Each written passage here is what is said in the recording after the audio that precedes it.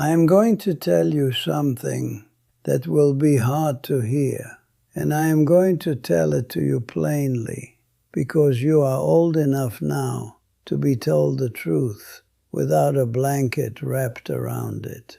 There will come a day, if it has not come already, when the people you raised will talk about you as if you were not in the room. And you will be in the room. You will hear every word. There are 4 things a family does when they believe you cannot hear them. 4 small ways the people who love you begin to set you down before you are gone. I have watched it happen in my own community more times than I can count on both hands, and I have felt the edge of it myself. I am going to name all 4 of them tonight, but I am not going to name them yet, because before you can hear those 4 things without breaking, you need to understand something the modern world has hidden from you. What you overhear is not the measure of your worth. It is the sound of the forgetting, and the forgetting is louder now than it has ever been. I have buried more people than I can keep on one hand. I have sat beside the old ones while they listened to their own children plan the rest of their days for them, in the next room, in a low voice, thinking the door was thick enough. It is never thick enough. The ears are the last thing to go. A body can fail in 100 quiet ways, but the hearing waits, patient, right to the very end. So stay with me.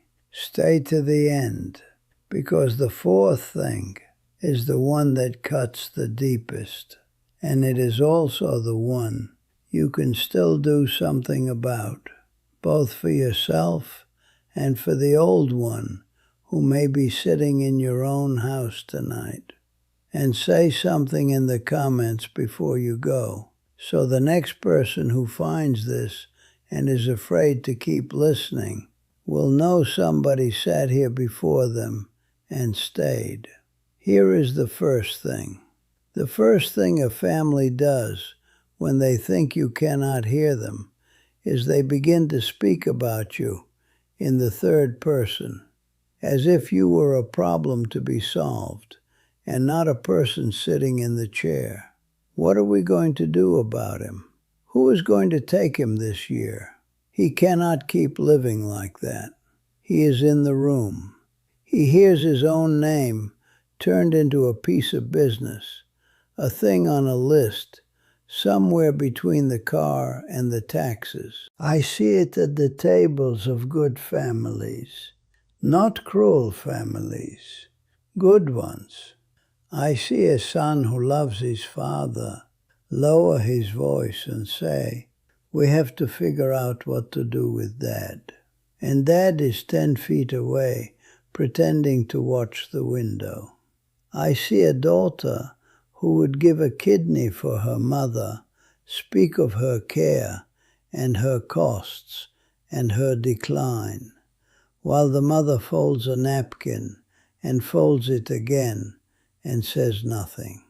I see it, and the old one always hears, and the old one almost always pretends they did not. Understand me, that is not cruelty, that is hurry. The modern world taught them to see a life the way it sees everything else now, as a logistics problem, a thing to be managed efficiently. And you cannot manage a person and honor them in the same breath. When a life becomes a task, the person inside the life becomes invisible. That is not respect wearing a tired face. That is erasure wearing the face of love. And here is what makes the 3rd person so quietly cruel, though nobody means it to be. When you speak of a person in front of them as if they were furniture, you are teaching them in that very moment that they have already left the circle of the living conversation. You are showing them their seat at the far edge of the room. I have watched a proud man shrink 2 full inches in his chair, while his family arranged his life above his head in the third person, and never once raise his eyes. That is not a small wound. That is a man being told he no longer holds a vote in his own days. And he felt every inch of that, even as he held his face still so no one would see. I knew a man named Frank, 81 years old, hands like roots, a laugh you could hear clear across a field. He raised 4 children on a bad back and a good name. And one holiday, at the far end of a long table, he heard those same children, grown now, gray at the temples themselves, divide his months up between them like chores. You take him in the spring. I have him now. We will see about the summer. Him, as if he had already left the table and only a suitcase remained. Frank told me later, quiet, that he sat there and smiled so that they would not feel bad. He protected them from knowing that he had heard. That is the thing nobody warns you about. The old one is usually still busy loving you, even in the very moment you are setting them down. Frank did not say a word. He just got a little quieter after that day. And a man getting quiet is not a man at peace. Learn the difference, because your whole understanding of the old ones in your life depends on it. Silence is not always peace. Sometimes silence is a man deciding you are safer, not knowing what he heard. My grandmother kept a fire every evening of her life, even in summer, even when the house was already warm, and there was no reason a body could point to. I asked her once why when I was a boy. I was maybe 13. No, 14. It was the winter my brother first talked of leaving for the city. She was feeding small sticks to the coals, and she did not look up. And she said, "Fire is the oldest gift the Creator gave us. Older than language, older than tools. When you sit near it, you are sitting near the beginning of everything." And then she said the part I have carried for 60 years. She said, "You do not let it go out." A fire that goes out is not a small thing. It is a house forgetting how to be warm. I did not understand it then. I understand it now. My grandfather, for his part, used to leave the door open a crack on the coldest winter nights, just to hear the river running under the ice. He never once said why. My grandmother did not keep that fire because she was cold. She kept it because she understood something the hurry has made us forget. A fire is not only heat, it is memory. It is every evening her own mother sat beside one, and her mother's mother before that, all the way back to the first people who ever gathered around a flame and felt themselves become a family in its light. When she fed those coals, she was not only tending a fire, she was keeping a promise to everyone who came before her. And when I light one now, I am keeping that same promise to her. An old person in a family is a fire, not a burden, a fire.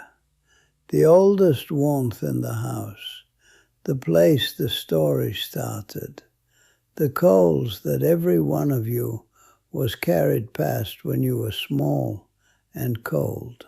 And here is what the hurry does to a fire. It lets it burn in the corner and warms its hands at it every single day without once thinking to tend it. It assumes the fire will simply keep giving heat, because it always has. And a fire that nobody tends does not announce it's dying. It just gets quieter and lower, and one evening it is gone, and the room is colder than anyone expected, and no one can understand why, because it was there that same morning. That is what these 4 things are, every one of them. They are the small ways a family stops tending the fire while still standing close enough to feel the last of its heat. And that brings me to the second thing. The second thing a family does when they think you cannot hear them is they decide your life for you. And then they come and tell you what was decided. Not ask, tell. Where you will live. What you can still be trusted to do. Which of your keys they are going to quietly take off the hook. They talk it through in the kitchen, they reach their agreement, and then they come to you with a decision, dressed up in the clothing of a conversation. And you can hear it from the kitchen before they ever reach you. You can hear your own life being settled in a room you were not invited into. Let me tell you about Harold. He was 72 when his wife passed, and he had spent his whole life being careful. Careful with his words, careful with his choices. A man who never once took up more room than he believed he was allowed. When his wife was gone, his children, who loved him, decided among themselves that he could not manage. They decided where he would go, what he would keep, what would be given away. They were not wrong that he was struggling. They were wrong that struggling meant he was finished. But Harold did a thing I have only seen a few men do. He heard them planning his smaller life, and instead of shrinking to fit inside it, something in him woke up. He said, if they have already decided I am at the end, then I have nothing left to lose by beginning. He learned the guitar at 73, badly, gloriously. He painted paintings so ugly he hung them in the front room, where every visitor had to look at them. He told me those were the first years he was ever truly alive. Everything before, he said, had been a rehearsal for a play that never opened. That is what can happen when you refuse the smaller life they measured for you. But not everyone gets there. Most do not. And that brings me to the third thing. The third thing a family does when they think you cannot hear them is they go quiet when you speak. They stop asking for the stories. And worse than stopping, they begin to finish them for you. You start to tell the one about the winter the well froze over, and you see it happen. The small glance that passes between them. The phone that comes halfway out of the pocket. The gentle voice that says, you told us that one already, Dad. I knew a man named Joseph, 78 years old. When his grandchildren were small, they would climb onto him and beg for the stories. Tell it again, they would say.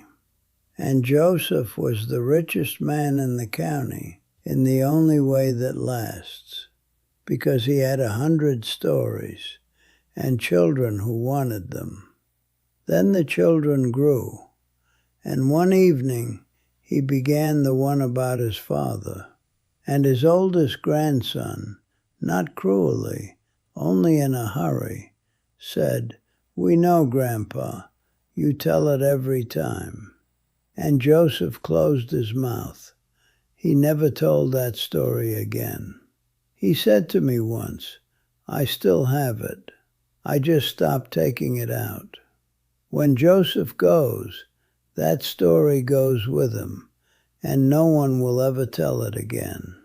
And that is a kind of death that comes long before the body dies. My grandfather used to say, the poorest man he ever knew had a house full of things, and nobody who would sit and listen.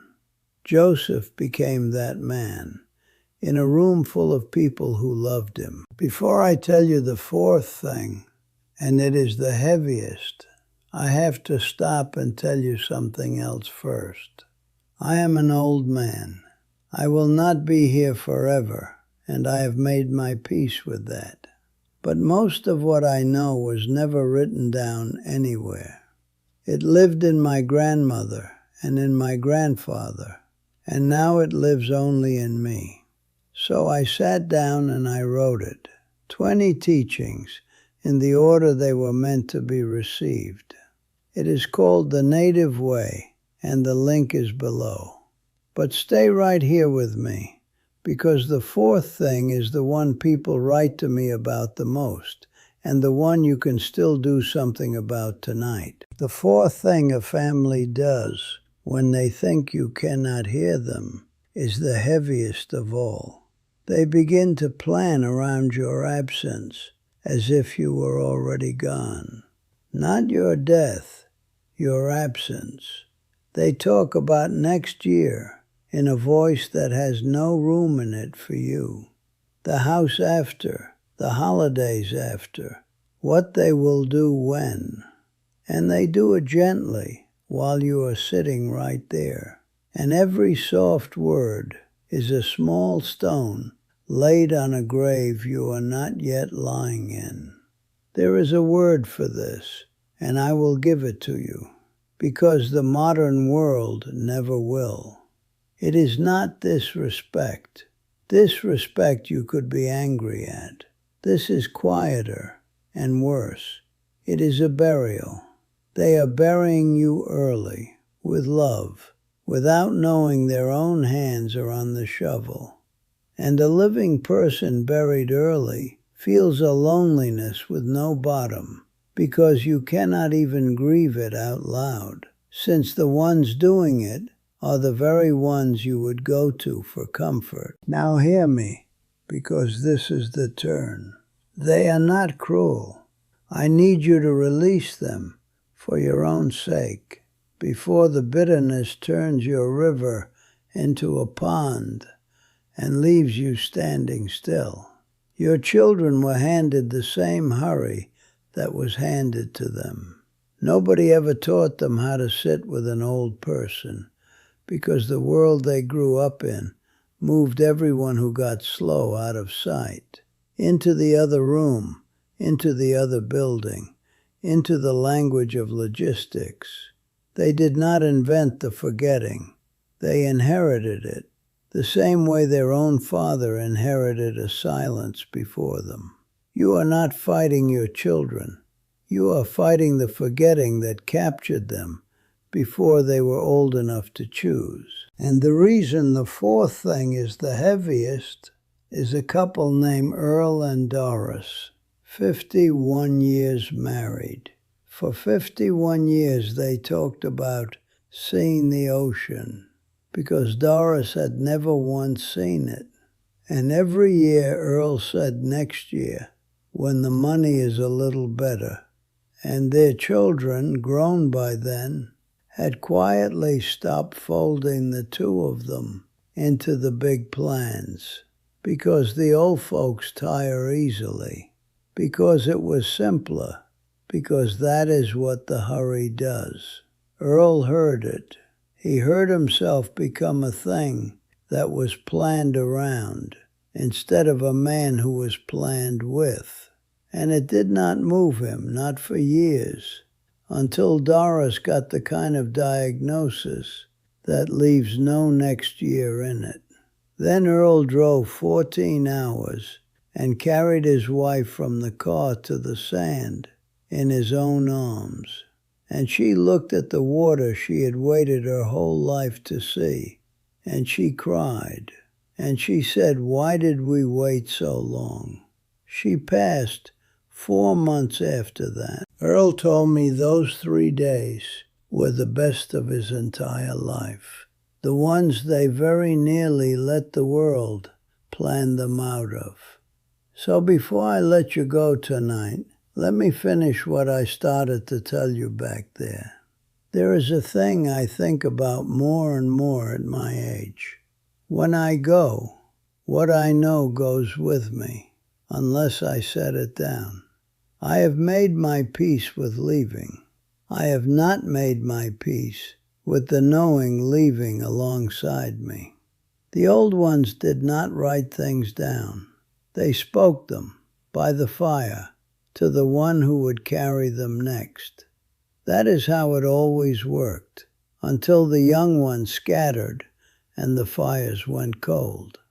That is how 1,000 years of knowing can go quiet inside a single generation. I told you already that I wrote it. Now let me tell you what is in it and who it has already reached. 20 teachings about what lives inside you, about honoring what the blood is trying to tell you, about making the final years count, about letting go of what steals your peace. I called it the native way. A man named Samuel, 74, a hard man his whole life, read the teaching on being water instead of rock. And then he called his grown son, the first real conversation the two of them had had in years. And he did not defend himself, and he did not explain himself. He only listened. And a woman named Pearl, 81, who lost a son many years ago and had never once been able to say his name out loud, read the teaching on grief and the fire. And she stood at her kitchen sink and said his name 3 times. And then she cooked his favorite dinner for the first time since the day he passed. It is not a fancy thing. It is an old man's teachings, written down. But it costs less than 1 dinner you will not even remember eating.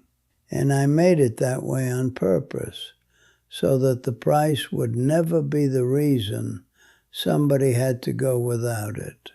The link is in the description of this video. It is there if you want it.